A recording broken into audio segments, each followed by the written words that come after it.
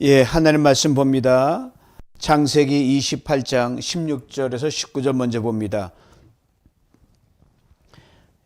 야곱이 잠이 깨어 이르되 여호와께서 과연 여기 계시거늘 내가 알지 못하였도다. 이에 두려워하여 이르되 두렵도다 이곳이요 이것은 다름 아닌 하나님의 집이요 이는 하늘의 문이로다 하고 야곱이 아침에 일찍 일어나 베개로 삼았던 돌을 가져다가 기둥으로 세우고 그 위에 기름을 붓고 그곳 이름을 베델이라 하였더라. 이 성의 옛 이름은 루스더라. 사사기 11장 1절로 3절입니다. 길르앗 사람 입다는 큰 용사였으니 기생이 길르앗에게서 낳은 아들이었고 길르앗의 아내도 그의 아들들을 낳았더라. 그 아내의 아들들이 자라매 입다를 쫓아내며 그에게 이르되 너는 다른 여인의 자식이니 우리 아버지의 집에서 기업을 잊지 못하리라 한지라. 이에 입다가 그 형제들을 피하여 돕당에 거주하매 잡류가 그에게로 모여와서 그와 함께 출입하였더라. 아멘. 기적의 선물을 경험하라. 기적의 여정을 걸으라는 주제로 시작한 특별 저녁 집회 오늘 마지막 날을 맞이했습니다. 저희 집회의 전체 주제를 기적의 여정이라고 정한 데는 분명하고 특별한 이유가 있습니다. 올해를 꼭 5년째를 맞이하는 포털라 성전 이 장소와 깊이 연결되어 있기 때문입니다. 포털라는 이름은요, 시에라 네바다 산맥과 사막에 자리한 아주 작고 아주 외진 마을의 이름입니다. 한마디로 말하면 Village in the Wilderness예요. 광야 가운데 있는 작은 동리란 뜻입니다. 모든 것이 그 작은 동리도 거들떠 보긴 하겠습니까? 저도 교회에서 240번 쭉 이렇게 좌우측에 이 산을 따라 골짜 가다 보면은 뭐 조그만 건 보이지도 않죠. 그 사막 한가운데서 모든 것이 척박해서 한계를 보이고 모든 것이 안 되는 것처럼 부족함과 장애는 느껴지는 곳입니다. 사람의 눈으로 보면 가능성 제로인 땅이 바로 이 포톨라였어요. 근데 바로 이 포톨라 성전태에서 하나님께 누비전 공동체를 2026년 새로운 시간으로 친 인도해 주신 겁니다. 사막의 여정을 걸어라 이 말이죠.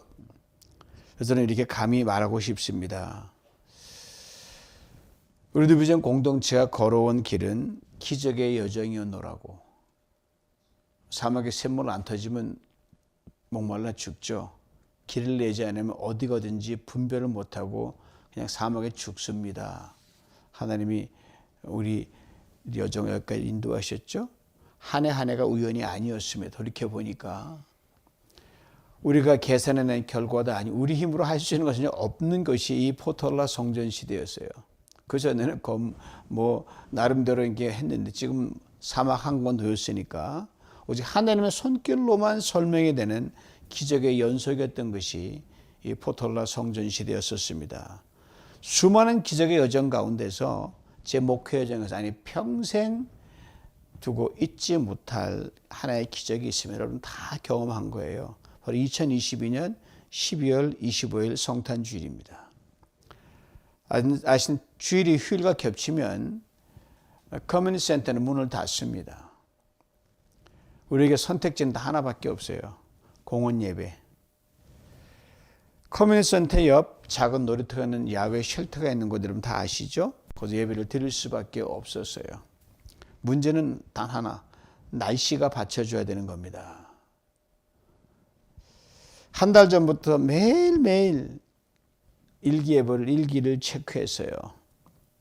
근데 12월 25일이 가까워올수록 상황은 전혀 나아질 기미가 보이지 않는 겁니다.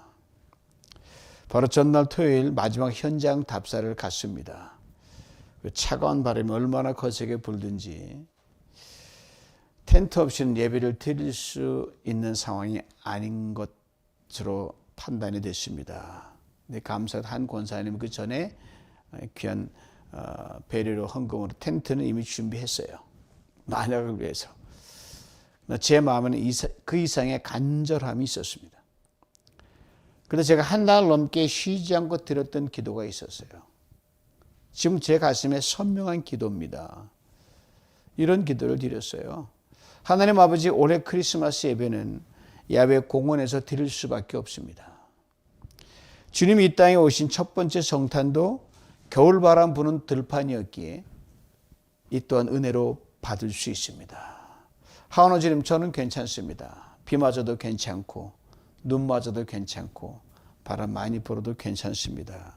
그러나 광야 교회 시절 내내 눈물로 헌신하며 여기까지 걸어온 성도님들만큼은 따뜻하고 포근한 날씨 속에서 성탄의 기쁨을 누리게 하여 주옵소서. 태양을 멈추게 하신 하나님,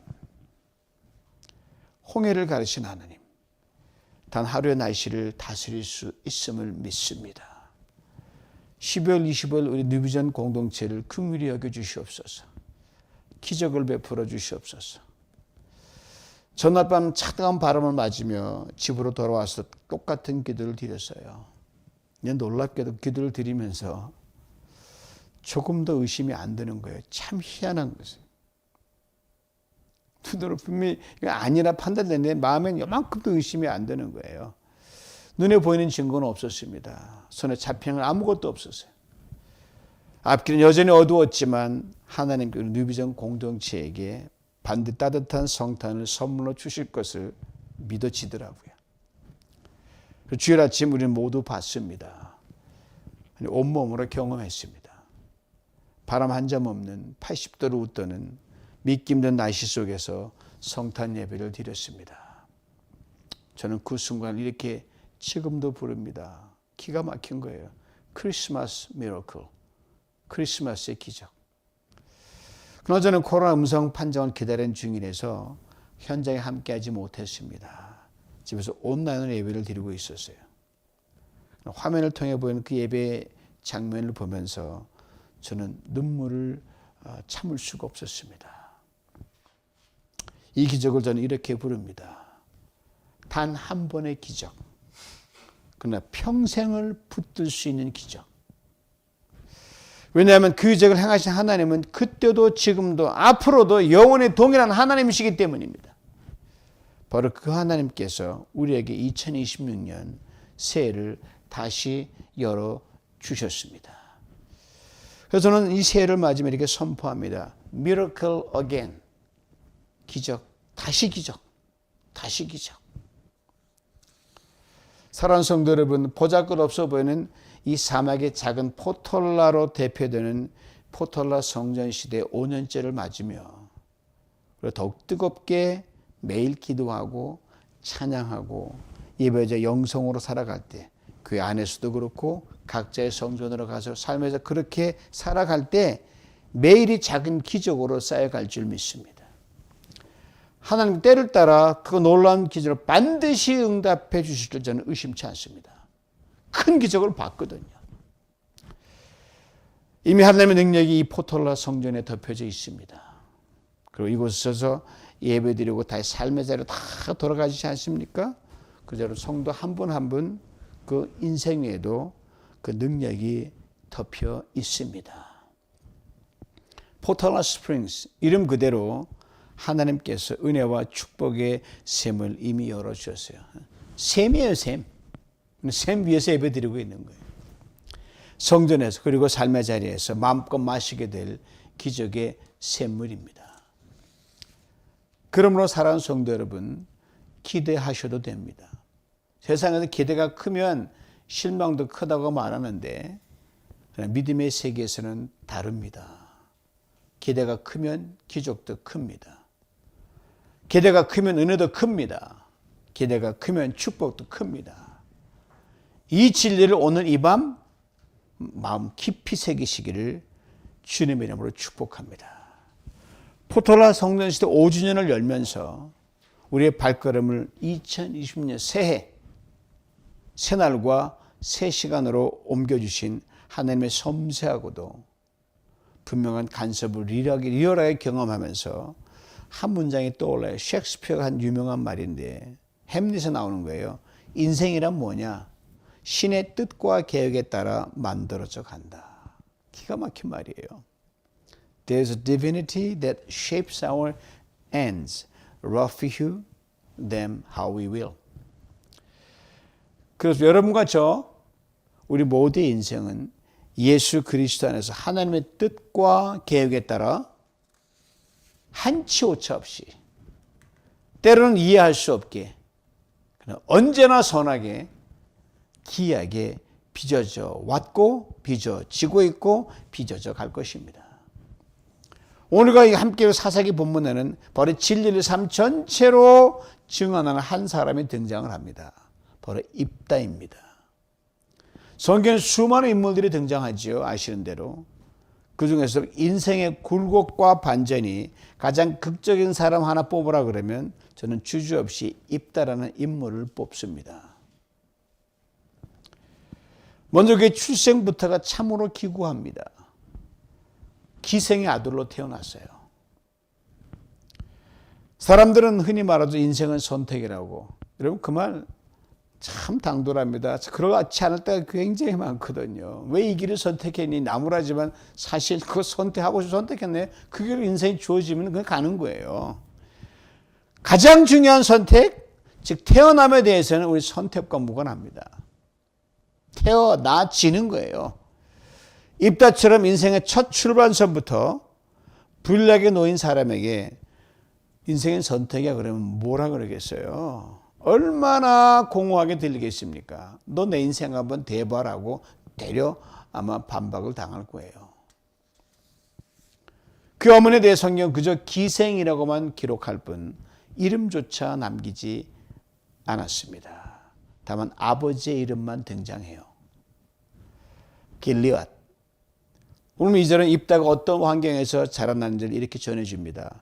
길르앗의 아내도 그의 아들들을 낳았더라. 그 아내의 아들들이 자라매 입다를 쫓아내며, 이 말씀을 정확히 보면 몇 가지 충분히 가능한 그림이 그려집니다.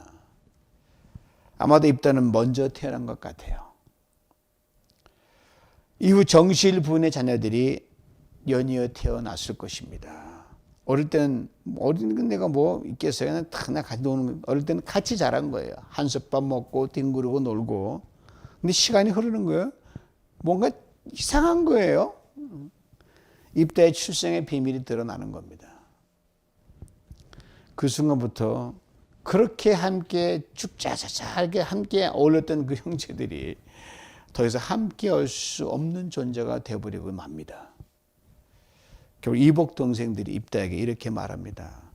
너는 다른 여인의 자식이니, 너는 다른 여인의 자식이니 우리 아버지 집에서 기업을 잊지 못하리라.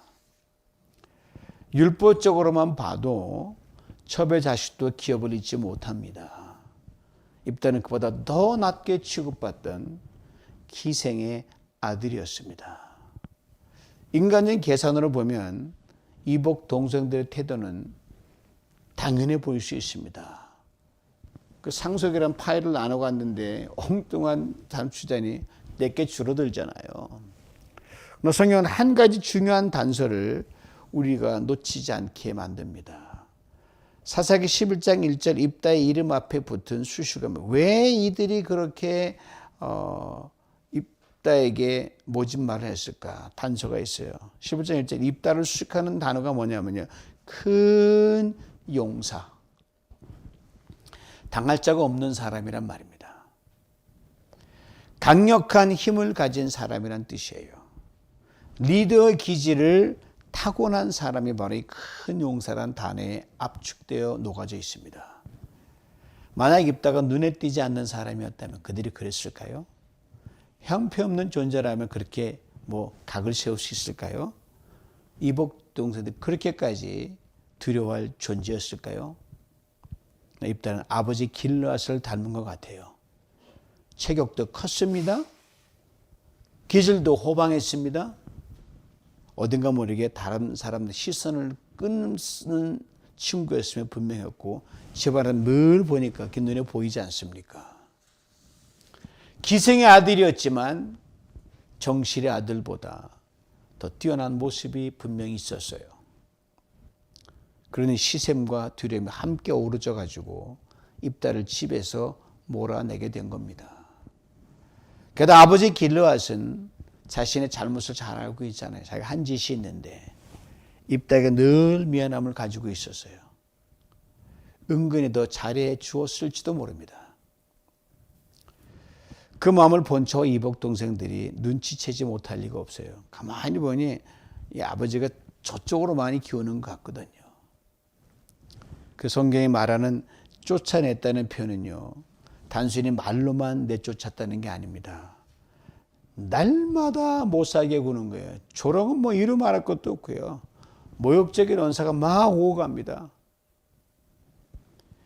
견디기 힘든 자국과 멸시를 받고요. 그것이 점점점 현실화되어 가서 아니 뭉개버리는 거예요. 더 이상 그 집에 같이 머물 수가 없게 됩니다. 사사기 11장 2장 이렇게 기록합니다. 입다가 그의 형제들을 피하여라고 되어 있어요. 너무 힘드니까 잠시 자리를 피했다. 이게 아니에요. 여러분 계속 누르고 모욕을 주면 입다가 힘이 없는 것도 아니잖아요. 그러면 분노가 폭발하기 직전으로 몰고 가거든요. 생명의 위협을 느낄 정도로 어떤 그냥 툭툭치고 별짓 다 했을 거예요. 위태로운 상황에서 그냥 있다가 무슨 짓 할지 모르니까 도망치듯 떠났다는 뜻이 피했다는 뜻이에요. 그 도망쳐간 곳이 돕이라고 하는 땅이었습니다. 돕. 이스라엘 변방이었어요. 암몬과 수리아가 맞닿는 위험한 지역이었어요. 여러분 그 전방 외곽 지역에 있으면 수시로 위험한 일이 벌어지거든요. 평지가 아니고 구릉지고 거친 산이었습니다. 한마디로 말하면 입다가 도착한 것은요, 광야였고요, 빈들이었습니다. 바로 이 돕 광야에서 입다는 전혀 새로운 사람들을 만납니다. 성경이 이렇게 말합니다. 잡류가 그에게로 모여와 그와 함께 출입하였더라.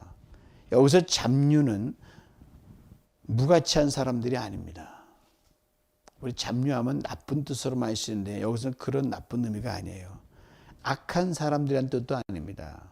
삶이 거친 사람들이고 말투가 거칠었고 제도권 안에 설 자리가 없어서 주변으로 밀려날 수밖에 없는 그러한 출생 때문에 상황 때문에 광야로 밀려난 사람들이 바로 이들이었습니다. 영어로 표현하면 adventurers. 그냥 자기 혼자 헤쳐나가서 막 부딪히지 않으면 살 수 없는 거친 광야인들이었어요. 그래서 막 이들이 떠돌아다니는 거예요. 마음은 편하죠. 괴롭히는 사람 없으니까 뭐 삼진순간 마주해야 되고 힘들었지만 그래도 마음 편했거든요. 이 거친 광야 사람들이 입다를 보고 몰려드는 거예요. 그와 함께 먹습니다. 함께 자고 함께 살아가며 동고동락하기 시작했습니다. 어떤 입다를 이렇게 불러요. 산적 두목이라고. 성경의 시선으로 보면 입다는 광야에서 사람들을 모으는 자였고요. 광야의 사람을 이끄는 자였고요. 광야에서 하나님의 계획 속으로 빚어져 가는 존재였습니다. 광야처럼 거친 출생에 입다가 돕 광야의 자기 처지와 똑같은 거친 사람들을 만나서 본격적으로 광야의 삶을 시작하게 됩니다. 자, 근데 여러분 오늘 본문을 읽다 보면 입다에 자연스럽게 세 가지 질문, 궁금증이 떠올라요.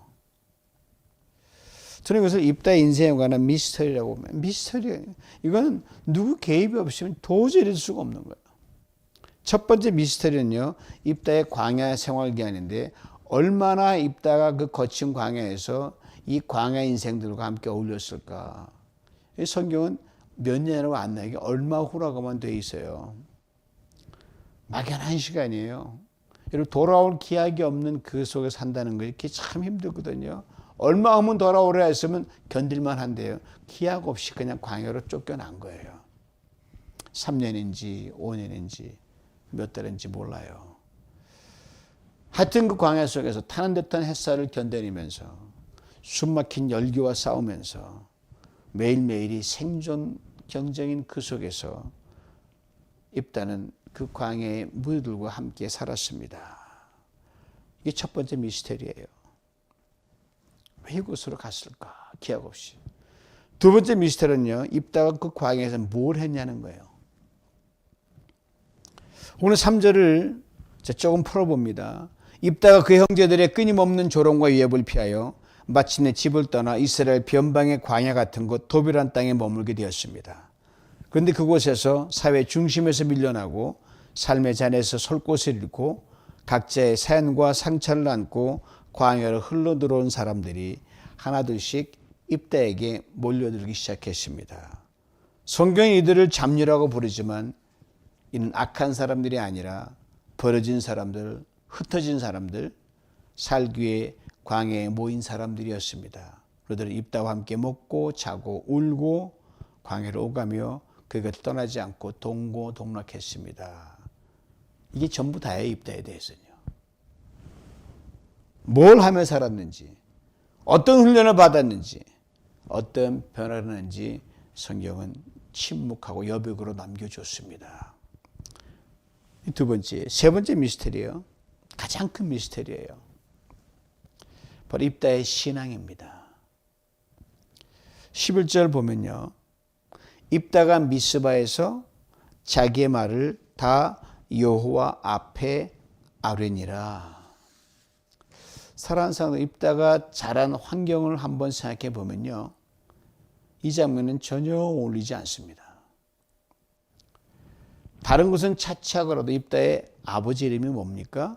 길르앗이에요.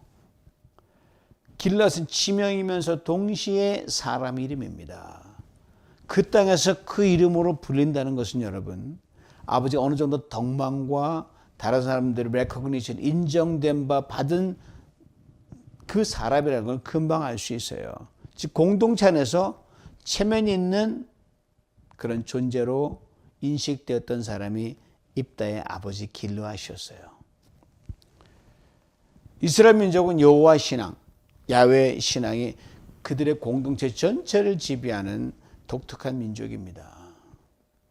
무엇을 하든 여호와의 신앙이 기준인 것이 그들의 삶이었거든요. 그들이 거짓대로 살도 못하던 그냥 입으로는 무조건 여호와 그렇게 불러 나갔거든요.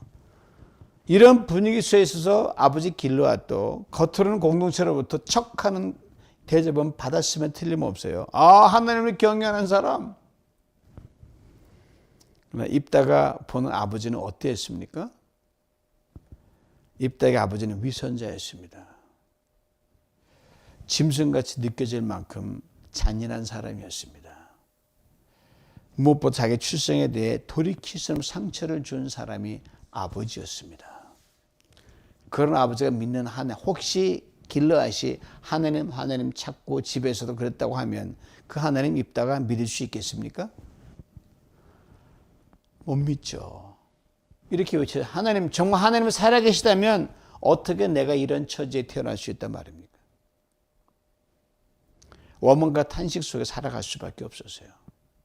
아버지를 보아도 자기를 조롱하는 이복 동생들을 보아도 입다는 도저히 신앙을 가질 수 있는 여호와 신앙을 가진 사람들의 피해를 받기 때문에 여호와 신앙을 가질 수 있는 상황이 아니었어요.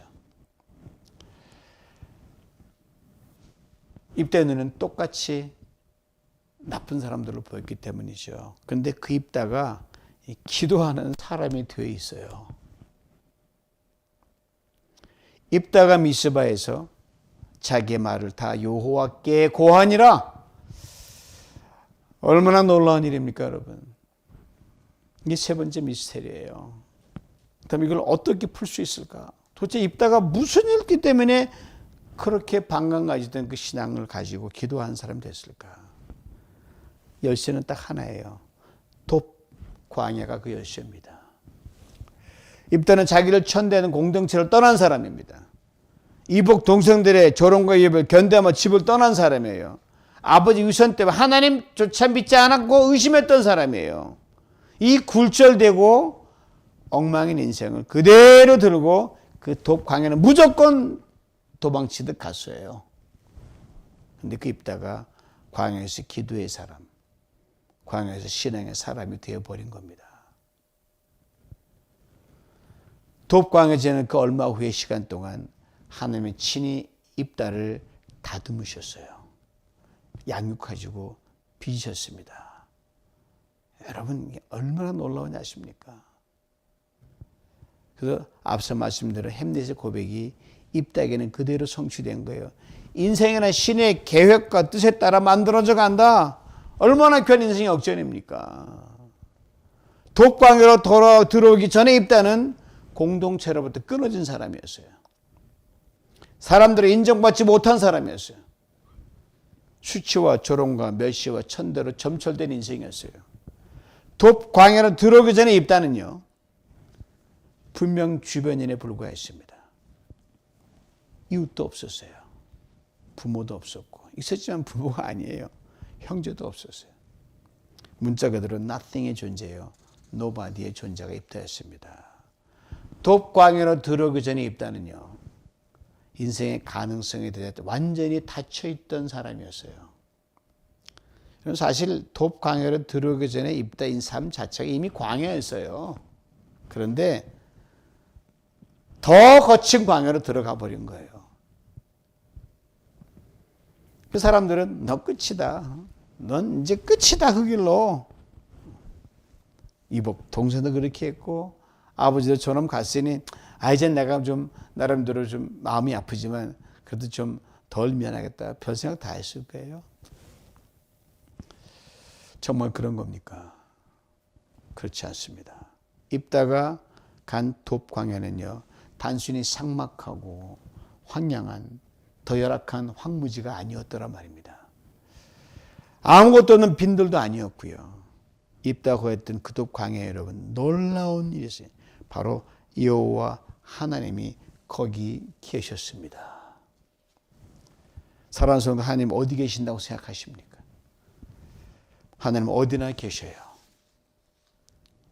성경 분명히 말합니다. 특별히 광야에서 우리를 기다려 주십니다. 광야에서 우리를 만나 주십니다. 창세기 1장 2절에 이렇게 기록되어 있습니다. 들어보세요. 태초에 하나님이 천지를 창조하시니라.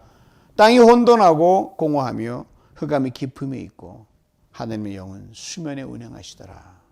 땅이 혼돈하고 공허했다 해서 태초의 광야의 모습입니다. 하나님 거기 계셨다는 거예요. 이 광야에서, 돕광야에서 하나님 입다를 다듬으셨어요. 당신의 쓰임에 합당하게 빚으셨습니다. 그의 분노를 다스려 주셨습니다. 그의 아픔을 어루만져 주셨습니다. 그의 온갖 상처를 치유해 주셨습니다. 그의 출생에 가져온 열등감을 회복시켜 주셨습니다. 부모에 대한 원망도 잦아들게 하셨고요. 세상을 한 냉소도 멈추게 하셨습니다. 거치고 투박한 돕광야에서 오히려 위로를 받고 인정을 받게 해주셨어요. 마침내 그 인생을 새롭게 여셨습니다. 성도는 입다란 이름의 뜻이 뭔지 아십니까? 하나님이 여신다. 하나님이 여신다. 정말 절묘하지 않습니까? 돕광야에서 큰 용서로 다듬어진 입다에게 하나님이 길을 여시는 사건이 드디어 찾아와요. 4절입니다. 암몬 자손이 이스라엘을 치려하니라. 그냥 암몬 자손이 이스라엘을 치러 왔구나. 그렇게 읽으시면 안 돼요. 입다를 들어 쓰시기 위해서 여러분, 하나님께서 한 나라 암몬을 움직이시는 장면이에요. 이 장면보다 정말 전율해요. 와, 이스라엘과 암몬이 싸우게 하셨어요. 굉장하잖아요. 여러분, 하나님은 민족을 위해 한 사람을 움직이시는 분이기도 하지만 오늘부터 한 사람을 빚고 받은 꾀에 민족을 움직여서 오게 하시는 하나님이셔요. 그만큼 입다를 소중히 여기셨다는 거죠. 이유는 모르겠어요. 천국 가시면 알겠죠. 하여튼 그렇게 일이 벌어진 거예요. 이 은혜가 여러분과 제게도 임하기를 간절히 원합니다. 좀 위험하게 마음 이거예요. 지구가 돈다 그러잖아요. 이렇게 말하시는데요. 나를 위해 돈다. 그게 입다에게 일어났다는 거예요.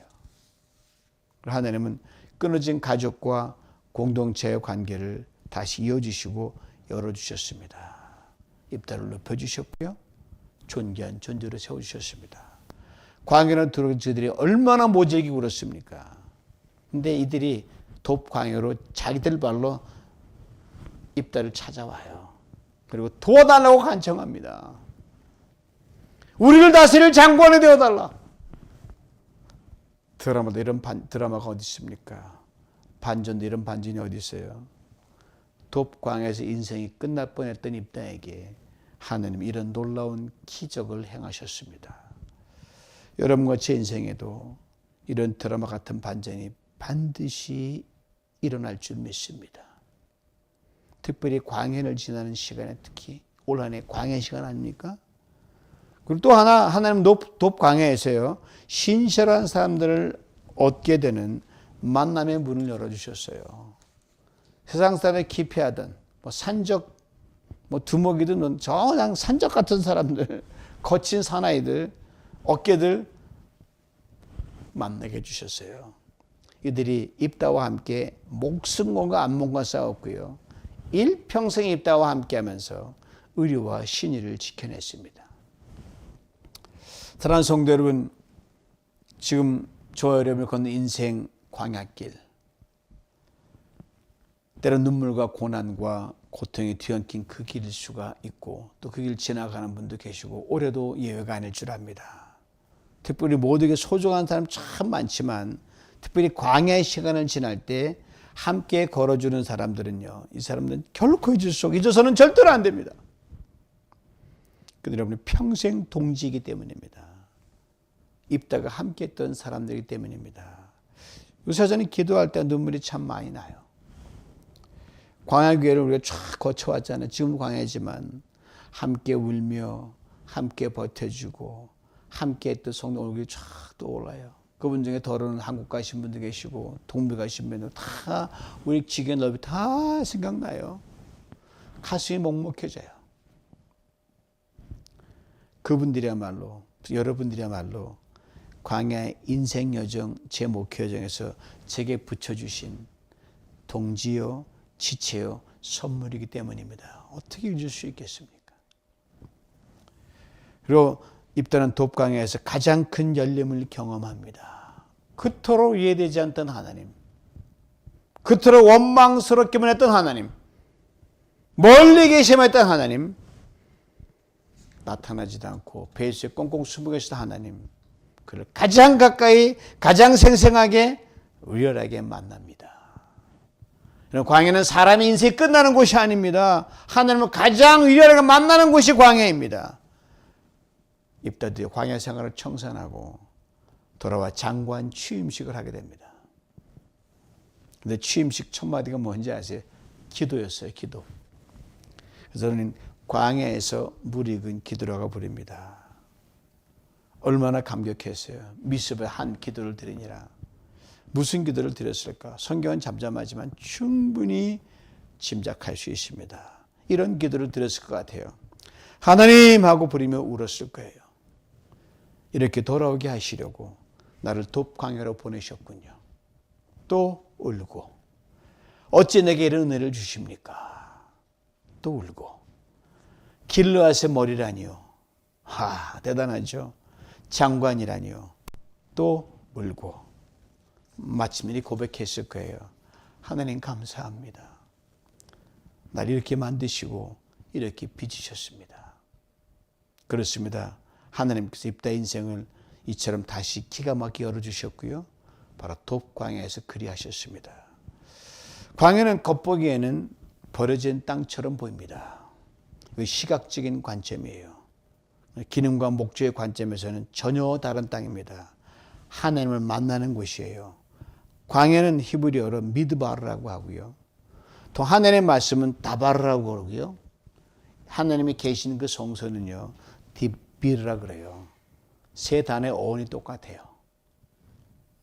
하나님의 말씀이 있는 곳, 하나님의 음성을 듣는 곳, 하나님의 임재가 있는 곳, 거기가 광야라는 거죠. 즉 광야는 뭡니까? 하나님으로 꽉 찬 곳이 광야예요. 우리 교회 참 복받은 교회예요. 그냥 광야에 있지만 하늘으로 꽉 찬 교회라는 거예요. 하늘은 꽉 찬 성도, 꽉 찬 목사, 꽉 찬 장로님, 꽉 찬 권사님, 꽉 찬. 광야는 형태나 모습 보이는 것으로 정의되지 않습니다. 광야는 그 존재와 목적과 기능으로 정의됩니다. 하나님을 만나는 곳, 하나님의 꽉 찬 곳을 들어가는 곳, 그것이에요.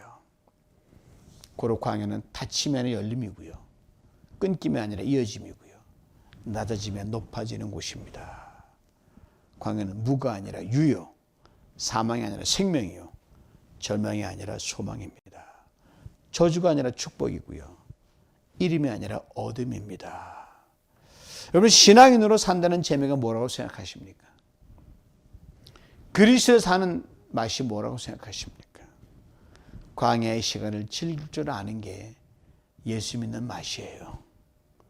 광야에서 진정한 쉼을 누리는 것, 이게 신앙인의 즐거움입니다. 톱이 입다가 그랬던 것처럼 말입니다. 오늘 함께 창세기 말씀은요, 야곱이 집을 뛰쳐나와 도망치듯 가면서 들판으로 거친 길을 숨가쁘게 걸어가는 모습이 나옵니다. 입다가 이복동 위협을 피해서 무조건 광야로 도망갔던 것처럼 야곱은 형에서의 분노를 피해 도망치는 중이었습니다. 정신없이 달리고 또 달리고 너무 피곤한 거예요. 지금 이제 못 쫓아오겠지만 피곤하니까 쓰러져가지고 잠이 들어버렸어요. 그 밤 야곱은 꿈속에서 하나님을 만나는 감격을 누립니다. 잠에서 깨어난 야곱이 깨어난 첫 고백이 이거예요. 여호와께서 과연 너희 계시거늘 내가 알지 못하였도다. 무슨 뜻이에요? 야곱은 자기 인생의 광야 한복판에서 벌판 딘들에서 도망자의 신세로 쓰러져 잠든 그 자리에서 자기 인생 가장 가까이 친밀하게 하나님을 만난 겁니다. 사랑하는 성도 여러분, 입다가 돕 광야에서 만난 하나님을, 야곱의 베델에서 만난 하나님을 오늘 이 밤에 각자 계신 그 자리에 새롭게 만나는 우리 모두가 될 수 있기를 간절히 원합니다. 오늘 아침 잠에서 깨어서 컴퓨터를 딱 켜는데 깜짝 놀랐어요. 커다란 화성 사진이 스크린 화면을 꽉 채우고 있더라고요. 근데 사진 위에 적힌 문장이 제 눈을 딱 잡은 거예요. 마치 하나님이 제게 주신 약속처럼 눈에 팍 들어온 거예요. 이런 문장이었어요. 화성에는 에베레스트보다 2배나 높은 산이 있습니다. 화성에는 그랜드 캐년이 동네 작은 골짜기를 보일 만큼 엄청나게 큰 골짜기가 있습니다. 그 문장을 보는 순간요, 뉴비전 공도체 지난 발자취가 주마등처럼 쫙 지나간 거예요. 여러분 모르시는 분이 많죠. 애나임 구장 어딘지 찾지도 못할 OCCC 그 성전에서 터스틴 레드힐 성전으로 거기서 팬데믹이 그냥 각자 흩어져 가지고 그 팬데믹을 지나고 이 포털라 성전 여기까지 쫙 왔거든요. 전부 광야였어요. 캘리포니아 자체가 사막 아닙니까? 지난 18년 세월 동안 우리 광야 교회를 전전해 왔거든요. 겉으로 보기에는 18년 광야 모진 거 맞으면 빛도 바래고 나이도 힘도 약해지고 작아진 느낌이 들 수 있거든요.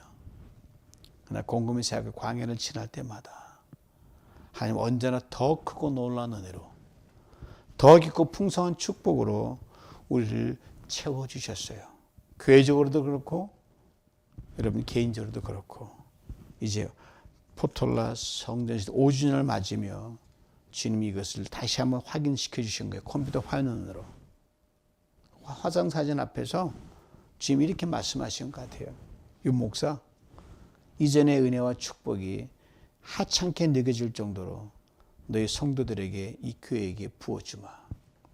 이전의 은혜의 에베레스트가 내려다 보일 만큼 이전의 축복의 그랜드 캐년이 아무것도 아닌 것처럼 될 만큼 2020년 새해 포털라 성전에서 더 높고 더 크고 더 깊은 은혜와 축복으로 너와 성도들을 축복해 주겠다.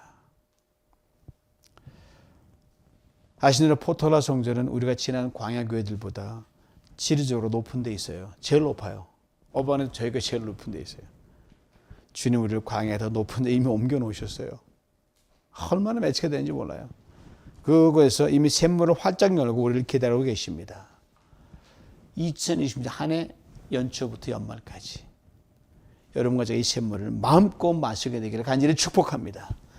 서두 말씀 크리스마스 미러클을 다시 기억해 보십시오. 2020년 광야 여정을 함께 걷는 기적의 동지들이 저와 여러분입니다. 어떻게 우리가 함부로 할 수 있어요? 얼마나 귀한 인연임, 우리가 연대감입니까? 우리 함께 기적을 봤어요? 기적을 경험했어요? 기적의 순간은 과거에 있지만 행하신 하나님은 오늘도 살아계십니다. 그래서 저는 확신합니다. 2020년 새해에는 그 하나님께서 더 크고 더 강하게 역사하실 줄 믿습니다. 우리는 모두 더 광야의 입다들이에요. 하나님께서 2020년 한 해 동안 그 광야라고 하는 우리들 어떻게 빚으시고 어떻게 기적의 주인공으로 세우실지 기대하지 않을 수가 없습니다. 오늘 기도 동산 올라가면서요, 동산 기슭을 막 지나는데 저 꼭대기에서 시작된 물줄기가 얼마나 세차게 이 산 기슭을 덮는지 콸콸콸 소리를 내면서 막 흘러가는 거예요. 한참을 봤어요.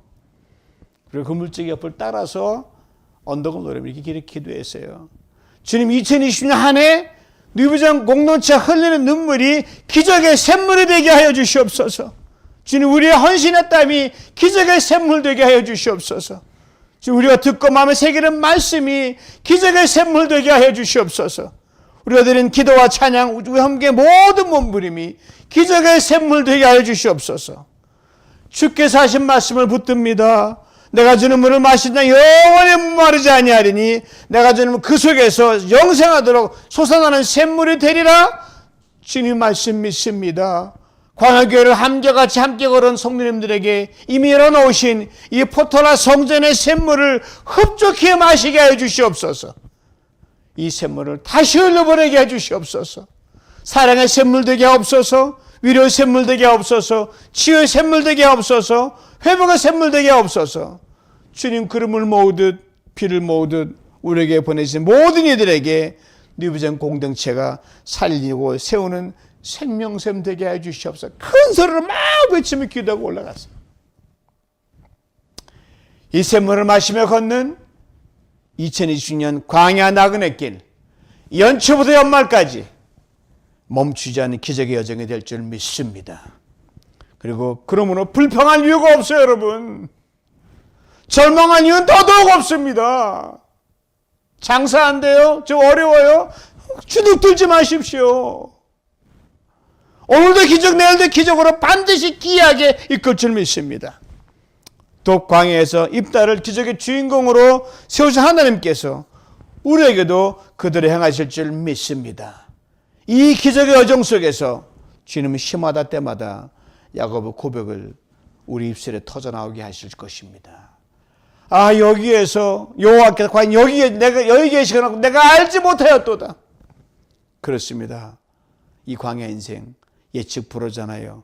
어떤 불리한 상황을 만날지, 도망치 쫓겨나갈지, 어떤 문제가 닥칠지 모르죠. 그러나 우리를 붙드시고 복주시고 지금 그 하나님을 만나는 기적의 배들이 그 자리에서 있게 될 줄 믿습니다. 이제 이렇게 힘차게 선포합니다. 주여 나를, 주여 우리 교회를 기적의 샘물이 되게 하여 주시옵소서. 따라해 보실래요? 주여 나를, 우리 교회를 기적의 샘물 되게 하여 주시옵소서. 2020년 한 해 시마다 때마다 기적의 샘물을 흡족히 마시는 복된 성도 다 되시길 주님의 이름으로 축원합니다. 하느님 아버지, 오늘 밤 이 밤 광야 같은 인생 한복판에서 우리가 알지 못했던 그 자리에도 주님이 함께 하셨음을 고백합니다. 독광야의 입다를 빚으시고 베들의 야곱을 만나주신 하나님, 이제 뉴비전 공동체 광야에도 기적의 샘물을 열어주시옵소서. 2020년 한 해 우리의 눈물과 기도와 순종이 마르지 않는 샘이 되게 하시고 마시는 자마다 살아나고 흘려보내는 것마다 회복이 일어나게 해 주시옵소서. 주 우리를 기적의 여정을 걷는 사람으로 부르셨사오니 끝까지 믿음으로 걷게 하시고 가는 곳마다 여호와께서 과연 여기 계시거늘 이 고백에 터져나오는 기적의 여정이 되게 만들어 주시옵소서. 예수님의 이름으로 기도하옵나이다. 아멘.